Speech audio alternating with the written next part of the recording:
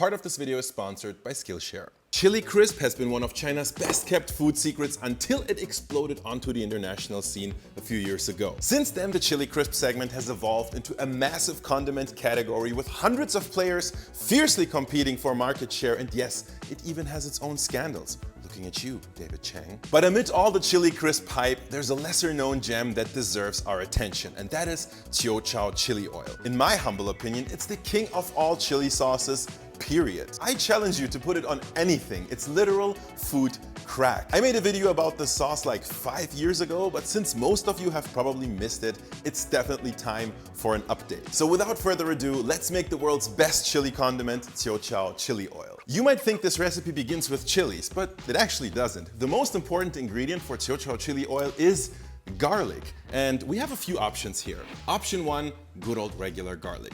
Separate the cloves from 2 whole heads, then spend 15 minutes watching garlic peeling hacks on TikTok, only to realize that none of them really work. So whatever method you choose, peeling garlic is just gonna be a bit of work. But in the end, that little mountain of garlic cloves is exactly what we're looking for. Just be sure you trim off the little woody ends from each clove. But I wanna take this opportunity and show you guys a garlic hack that, without exaggeration, has changed my life recently. You can buy chunky dehydrated garlic granules. Not garlic powder, but garlic granules. All you gotta do is soak them in room temperature water for about 30 minutes, then drain all the excess water if there is any.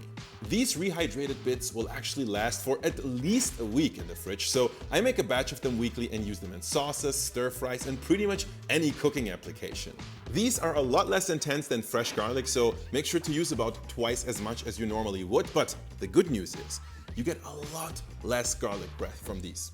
Not zero, but a lot less. Whichever type of garlic you're using, fresh, rehydrated, or like me, a combination of both, add it all to a food processor. Next, we're gonna need some shallots. They're the perfect type of onion for this condiment. They're sharper, yet more nuanced, and they add a very pleasant sweet note.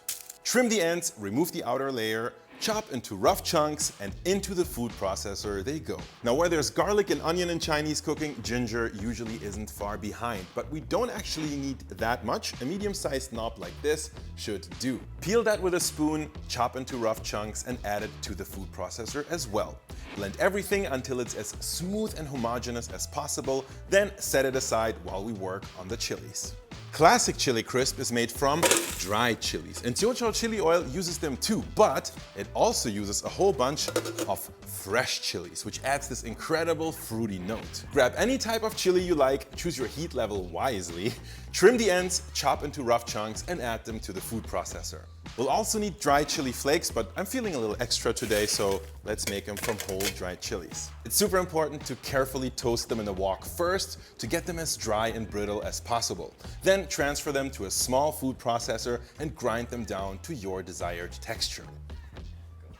Ooh, smells really nice. I mean, of course, we could be using store-bought chili flakes, but where's the fun in that? Plus, I'm actually convinced that freshly ground chili flakes actually taste significantly better. Now combine the dried with the fresh chilies, and in the next step, we're gonna add some salt, but not just any salt. Come here. Okay, stop. Too close. If you can get your hands on it, I highly recommend using smoked salt. It really adds an extra dimension to this chili sauce that makes it truly unique.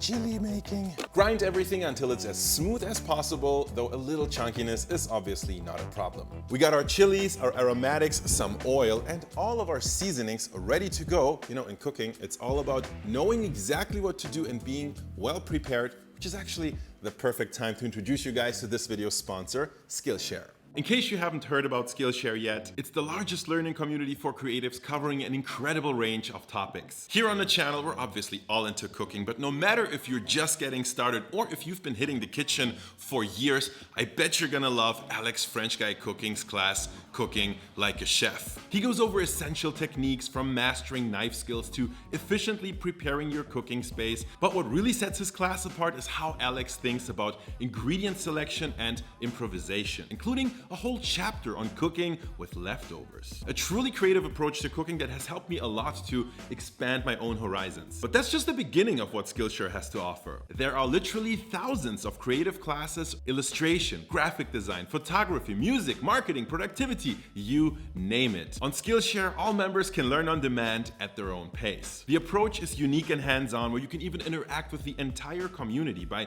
creating and sharing a project after completing a class to then get feedback from hundreds of other Skillshare members who are passionate people just like yourself. If that sounds like something you're into, I highly recommend checking out and joining Skillshare. The first 500 people to use the link in my video description will receive a 1-month free trial of Skillshare. So get started today. I'm very confident you're gonna love what Skillshare has to offer. Thank you, Skillshare, for sponsoring this video. We're back, and now we're finally ready to make our Chow chili oil. Grab a large pot and don't preheat it, but set it to medium-high heat. Add a neutral cooking oil first. Sunflower or canola works just fine. Then add the garlic and shallot puree and stir very, very well. This is where patience is key. It takes about 15 minutes for the aromatics to get toasty, and you'll need to stir almost constantly to prevent sticking and burning.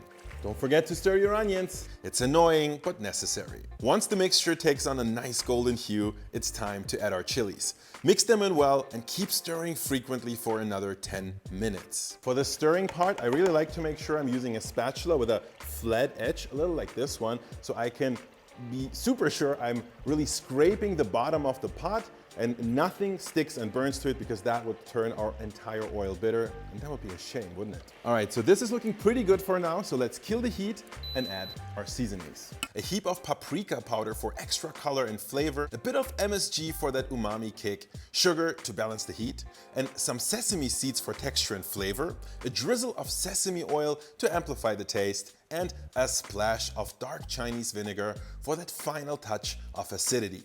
Mix everything very, very thoroughly. And there you have it, the world's best chili condiment. You heard it here first. Actually, you know what? Let's do a tiny little taste test. Oh, it's savory, it's spicy, it's fruity. It's everything I ever wanted. That is the one. Forget chili crisp. Chow chili oil is where it's at.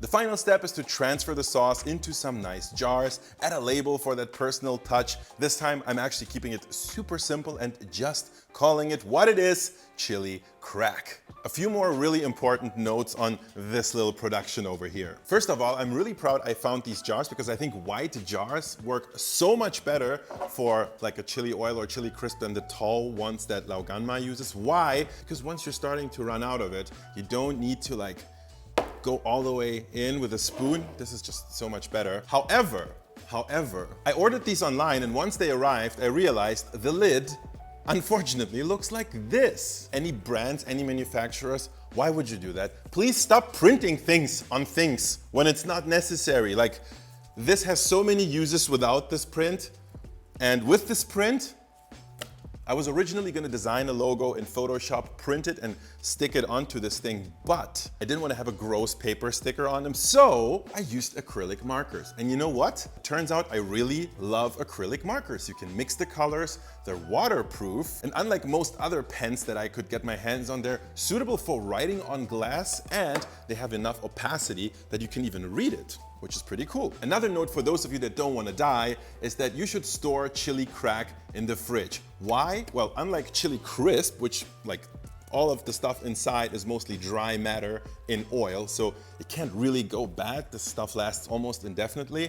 But this, like the solid matter inside, is not fully dry, which means that at some point it's gonna start going bad. But as long as you store this in the fridge, you should be safe for at least 2 weeks or so. And you know what? I highly doubt this stuff will survive 2 weeks in the fridge. But that is one of the reasons I like making a lot of small jars, so you don't have one huge one where you feel obligated to finish it in a couple of weeks. No, this is great. Keep a few to yourself, give a few to your friends. And speaking of giving chili crack away, I'm gonna give 1, 2, 3, 4, 5 of these away to a few of you guys. And I'm gonna do that over on Instagram, just like I did last time. And by the way, I did not expect that literally hundreds of you will wanna get their hands on something like this. I know this doesn't look quite as cool as the thing I made last time, but it might arguably taste better. So thank you so much for watching. Enjoy your chili crack, and I'm gonna see you in the next video.